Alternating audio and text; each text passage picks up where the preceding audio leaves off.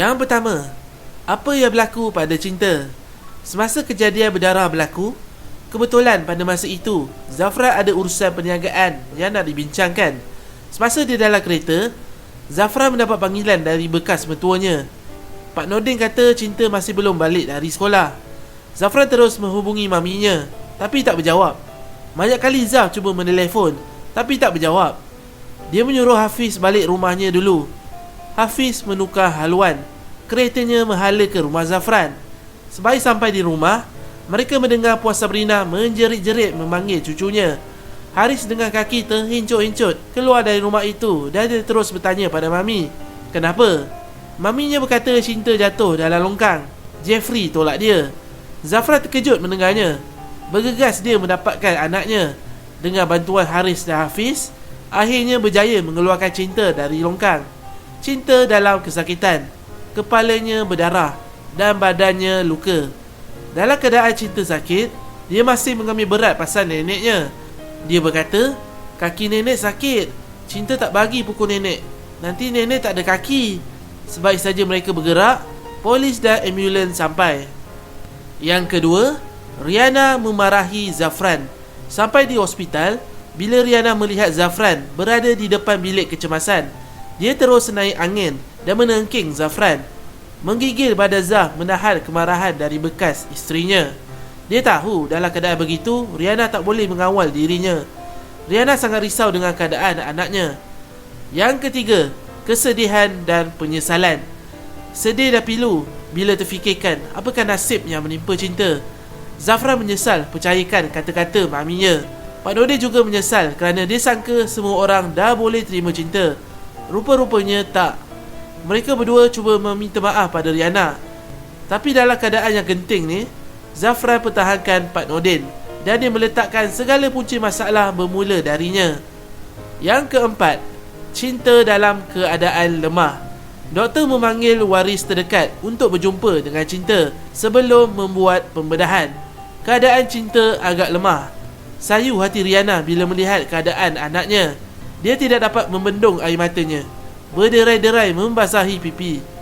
Sempat juga cinta tersenyum melihat papanya sedang mendukung Azin. Selepas itu, cinta minta papa mendukungnya. Rebah kepalanya di atas bahu Zafran. Cinta meluahkan kata-katanya yang boleh menitiskan air mata. Puan Sabrina masuk sambil ditolak suaminya di atas kerusi roda. Dia mengaku ia ada bersalah dalam hal ni dan dia minta kemaafan dari cucunya. Tiba-tiba, cinta berkata yang dia nak tidur dan melelapkan matanya. Keadaan cinta merisaukan semua orang. Riana dan Zafran cemas kerana cinta tak membuka matanya. Adakah cinta sudah tiada? Yang kelima, Datin Seri Razia koma. Akibat kesan tentakan parang dari Jeffrey, Datin Seri Razia koma hampir 2 minggu. Dan sehingga ke hari itu, dia masih lagi tidak sedarkan diri. Sepanjang Mama Haris koma, Nek Tok sentiasa berada di sisinya. Dia menyesal kerana berkelakuan buruk dengan menantunya. Selepas kejadian itu, baru dia sedar yang selama ini menantunya adalah orang yang sangat-sangat baik. Tak pernah sekalipun Datin Seri Razia melawan kata-katanya. Sampaikan sanggup pujuk Haris demi nak bahagikan mak mertuanya dan gadai kebahagiaan anak sendiri. Datuk Seri Jaafar menenangkan mamanya. Dia risau kalau mamanya jatuh sakit. Puan Seri Latifah meluahkan rasa penyesalannya. Semenjak dari anaknya berkahwin, dia tak pernah sukakan menantunya. Dia hanya pentingkan kedudukan dan harta. Yang keenam, Nek Tok dan Puan Sabrina minta keampunan dari Riana. Ketika Nek Tok berada di sisi menantunya, Riana ada bersamanya. Riana sedih mengenangkan nasib Datin Seri Razia yang tak pernah diterima menantunya. Nasib mereka sama, dibenci emak mertua. Nek Tok menghulurkan tangan minta keampunan dari Riana.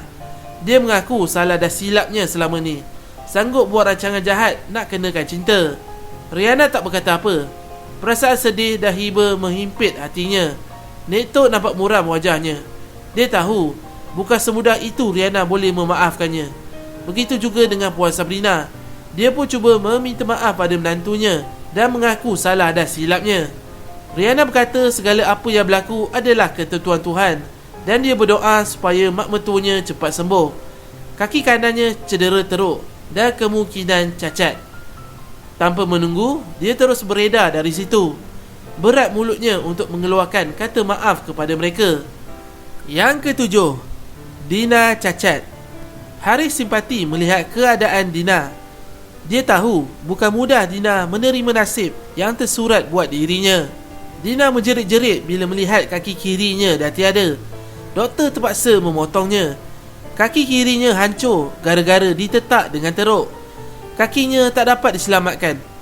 Mama dan papa Dina memberikan kata-kata semangat untuk anaknya. Walaupun kaki tak dapat diselamatkan, namun kesan kelar pada muka Dina boleh diberi rawatan lanjut. Papanya tak kisah berapa kos yang perlu dikeluarkan untuk merawat muka anaknya. Kalau perlu, dia nak dapatkan rawatan anaknya sampai luar negara. Walaupun begitu, Dina masih tidak menerima takdir yang kakinya dah tiada. Dia malu kalau dia pakai kaki palsu. Haris berkata, apa yang nak dimalunya? Awak patut bersyukur. Awak hanya hilang kaki, bukan hilang nyawa. Dina memandang wajah Haris dengan muka sedih. Dia berterima kasih pada Haris kerana selamatkan nyawanya. Kalau Haris tak tolong, Dina mesti dah mati. Dina kalau boleh dia nak rujuk semula pada Haris dan terima dia sebagai isteri semula. Apa yang diperkatakan Haris, dia menolak permintaan Dina bukanlah sebab kekurangannya, tetapi dia anggap Dina tak lebih dari seorang adik. Sebagai abang, dia sentiasa sokong dan bantu Dina. Demi Farah, Dina kena kuat untuk teruskan hidup, kata-kata Haris sebelum dia beredar dari situ. Yang ke-8, Haris berbual dengan Riana. Sebaik saja keluar dari wad, Haris terpandang Riana. Dia minta maaf pada Riana kerana masa kejadian berlaku, dia tak sempat selamatkan Cinta.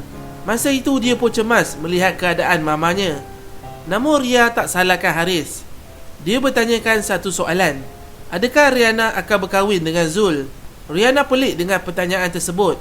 Haris nak sangat melihat Riana bahagia bersama orang yang disayang. Dah terlalu lama dia menderita. Riana mengaku yang dia sayangkan Zul. Dia agak terkejut. Macam mana dia boleh lancar menyebut perkataan sayang tu? Cuma satu saja permintaan Haris. Dia minta sangat pada Riana supaya jangan pisahkan Zafran dengan anak-anaknya. Haris pun memberi salam dan dia berlalu pergi untuk melihat mamanya.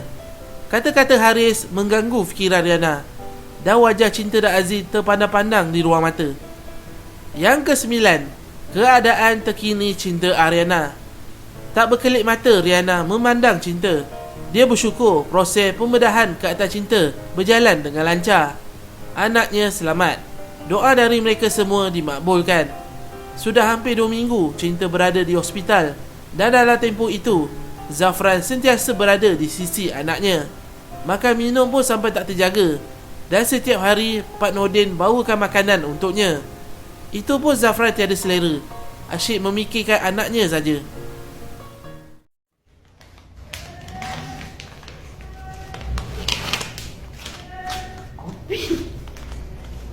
Kopi.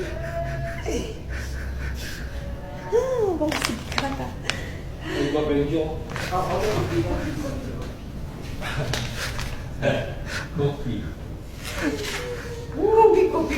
Kopi. Kopi.